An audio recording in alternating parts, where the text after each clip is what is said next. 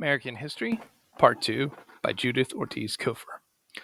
Once school started, I looked for him in all my classes, but PS 13 was a huge overpopulated place, and it took me days and many discrete questions to discover that Eugene was in honors classes for all his subjects. Classes that were not open to me because English was not my first language, though I was a straight A student.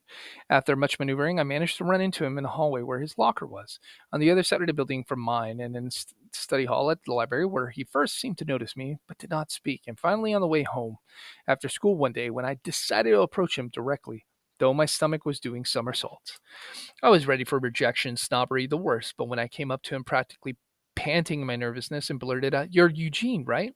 He smiled, pushed his glasses up his nose, and nodded. I saw then that he was blushing deeply. Eugene liked me, but he was shy. I did most of the talking that day. He nodded and smiled. In the weeks that followed, we would walk home together. He would linger at the corner of L building for a few minutes, then walk down to his two-story house. It was not until Eugene moved into that house that I noticed that L building blocked most of the sun, and that the only spot that got a little sunlight during the day was a tiny square of earth the old woman had planted with flowers. I did not tell Eugene that I could see inside his kitchen from my bedroom. I felt dishonest, but I liked my secret sharing of his evenings, especially now that I knew what he was reading since we chose our books together at the school library. One day, my mother came into my room. As I was sitting on the windowsill, staring out, in her abrupt way, she said, "Elena, you're acting moony. Enamorada. Was that," she really said, "that is, like a girl stupidly infatuated?" Since I had turned 14, my mother had been more vigilant than ever. She acted as if I was going to go crazy or explode or something if she didn't watch me and nag me all the time about being a senorita now. She kept talking about virtue, morality, and other subjects that did not interest me in the least. My mother was unhappy in Patterson, but my father had a good job at the blue jeans factory in Passaic, and soon he kept assuring us we would be moving out to our own house there. Every Sunday we drove out to the suburbs of Patterson, Clifton, and Passaic, out to where people mowed grass on Sundays in the summer and where children made snowmen in the winter from pure white snow, not like the gray slush of Patterson, which seemed to fall from the sky in that hue. I had learned to listen to my parents' dreams, which were spoken in Spanish as fairy tales, like the stories about life in the island paradise of Puerto Rico before I was born. I had been to the island once as a little girl to grandmother's funeral, and all I remembered was wailing, women in black, my mother becoming hysterical and being given a pill that made her sleep 2 days, and me feeling lost in a crowd of strangers, all claiming to be my aunts, uncles, and cousins. I had actually been glad to return to the city. We had not been back there since, though my parents talked constantly about buying a house on the beach someday, retiring on the island. That was a common topic among the residents of El Building. For me, I was going to go to college and become a teacher. But after meeting Eugene, I began to think of the present more than of the future. What I wanted now was to enter that house that I had watched for so many years. I wanted to see the other rooms where the old people had lived and where the boy spent his time. Most of all, I wanted to sit at that kitchen table with Eugene like two adults, like the old man and his wife had done, maybe drink some coffee and talk about books. I had started reading Gone with the Wind. I was enthralled by it, with the daring and the passion of a beautiful girl living in a mansion and with her devoted parents and a slaves who did everything for them. I didn't believe such a world had ever really existed, and I wanted to ask Eugene some questions since he and his parents he had told me had come up from Georgia, the same place where the novel was set. His father worked for a company that had transferred him to Patterson. His mother was very unhappy, Eugene said in his beautiful voice that rose and fell over words in a strange, littling way. The kids at school called him the Hick and made fun of the way he talked. I knew I was his only friend so far, and I liked that, though I felt sad for him sometimes. Skinny Bones and the Hick, what was they called us at school when we were seen together. The day Mr. De Palma came out into the cold and asked us to line up in front of him was the day that President Kennedy was shot. Mr. De Palma, a short, muscular man with slicked down black hair, was the science teacher, PE coach, and disciplinarian at PS 13. He was the teacher whose homeroom you got assigned if you were a troublemaker, and the man called out to break up playground fights and to escort violently angry teenagers to the office. And Mr. De Palma was the man who called your parents in for a conference. That day, he stood in front of two rows of mostly black and Puerto Rican kids, brittle from their efforts to keep moving on a November day that was turning bitter cold. Mr. De Palma, to our complete shock, was crying, not just silent adult tears, but really sobbing. There were a few titters from the back of the line where I stood shivering. "Listen," Mr. De Palma raised his arms over his head as if he were about to conduct an orchestra. His voice broke, and he covered his face with his hands. His barrel chest was heaving. Someone giggled behind me. "Listen," he repeated. "Something awful has happened." A strange gurgling came from his throat, and he turned around and spat on the cement behind him. Gross, someone said. There was a lot of laughter. The president is dead, you idiots. I should have known that wouldn't mean anything to a bunch of losers like you kids. Go home, he was shrieking now. No one moved for a minute or two, but then a big girl let out a yeah and ran to get books piled up with others against the brick wall of the school building. The others followed in a mad scramble to get their things before somebody caught on. It was still an hour to the dismissal. A little scared, I headed for L building. There was an eerie feeling on the streets. I looked into Mario's drugstore, a favorite hangout for the high school crowd, but there were only a couple of old Jewish men at the soda bar, talking with short order cooking tones that sounded almost angry. But they were keeping their voices low. Even the traffic on one of the busiest intersections in Patterson, Straight Street Park Avenue, and seemed to be moving slower. There were no horns blasting today.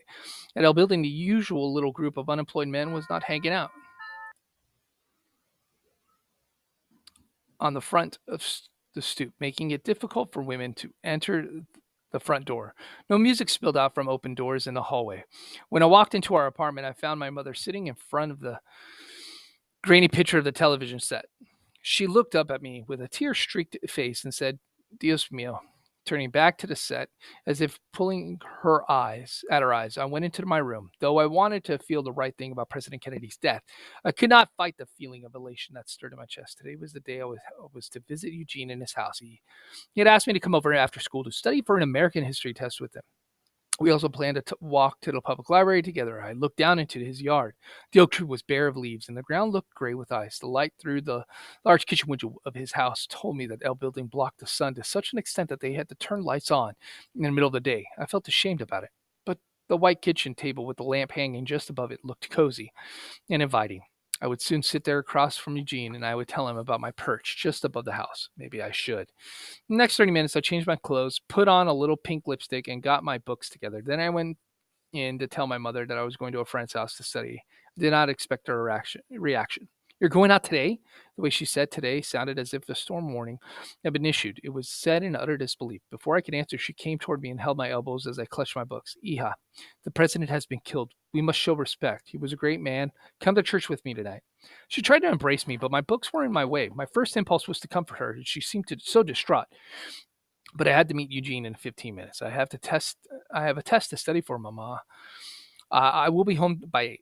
You are forgetting who you are, Nina. I've seen you staring down at that boy's house. You are heading for humiliation and pain, my mother said in Spanish, in a resigned tone that surprised me, as if she had no intention of stopping me from heading for humiliation and pain. I started for the door. She sat in front of the TV holding a white handkerchief to her face. I walked out to the street and around the chain link fence that separated L building from Eugene's house.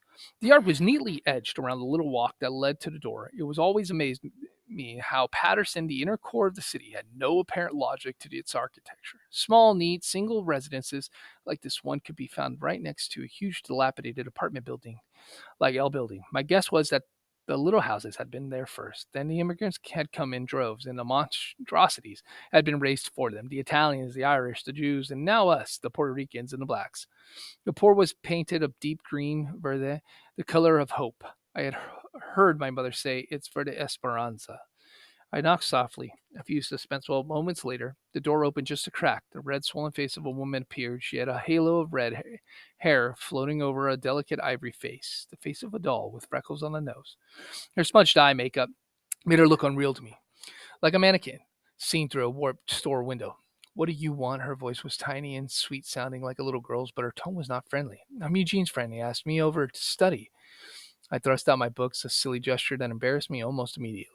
You live there? She pointed up to a building, which looked particularly ugly, like a gray prison with its dirty windows and rusty fireplaces. The woman had stepped halfway out, and I could see that she wore a white nurse's uniform with St. Joseph's Hospital on the name tag.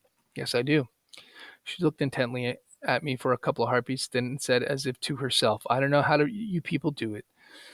Then directly to me, listen, honey, Eugene doesn't want to study with you. He's a smart boy, doesn't need help. You understand me? I'm truly sorry if he told you you could come over. He cannot study with you. Something personal, you understand? We won't be in this place much longer. No need for him to get close to people. It'll just make it harder for him later. Run back home now. I couldn't move. I just stood there in shock at hearing these things said to me in such a honey drenched voice. I had never had heard an accent like hers except for Eugene's softer version. It was as if she were singing to me a little song. What's wrong? Didn't you hear what I said? She seemed very angry, and I finally snapped out of my trance. I turned away from the green door and heard her close it gently. Our apartment was empty when I got home. My mother was in someone else's kitchen, seeking the solace she needed. Father would come in from his late shift at midnight. I would hear them talking softly in the kitchen for hours that night. They would not discuss their dreams for the future or life in Puerto Rico, as they often did. That night, they would talk sadly about the young widow and our children as if they were family. For the next few days, we would observe luto in our apartment. That is, we would practice restraint and silence. No loud music or laughter. Some of the women of our building would wear black for weeks. That night, I lay in bed trying to figure the right thing for our dead president, but the tears that came up from a deep source inside me were strictly for me. When my mother came to the door, I pretended to be sleeping. Sometime during the night, I saw from my bed the streetlight come on. It had a pink halo around it. I went to my window and pressed my face to the cool glass. Looking up at the light, I could see the white snow falling like a lace veil over its face. I did not look down to see it turning gray as it touched the ground below. This is the end to part two of American history.